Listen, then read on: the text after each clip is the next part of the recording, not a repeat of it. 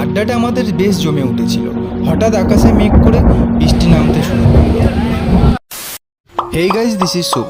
আমি সকালে ঘুম থেকে উঠে দেখছি ওয়েদারটা চারিদিকে কেমন যেন একটা মেঘলা মেঘলা ওয়েদার।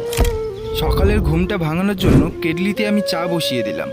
প্রত্যেকটা দিনের মতো আমি 1 কাপ চা দিয়ে দিনটা শুরু করলাম। ফাটাফাট চাটাও খেয়ে নিলাম। সাইকেলটা নিয়ে আমি এখন যাব নতুন বাড়ির দিকে। প্রত্যেকটা দিনের মতো আমারও কিছু কাজ থাকে সকালবেলা, সেই কাজটাকে আমাকে কমপ্লিট করতে হবে। রুমে আসার সাথে সাথে সুমনও চলে এলো। ও ফোনে কথা বলছিল আর আমি আমার কাজটা কমপ্লিট করছিলাম। আবার দুপুরবেলা মুষলধারে বৃষ্টি শুরু হলো।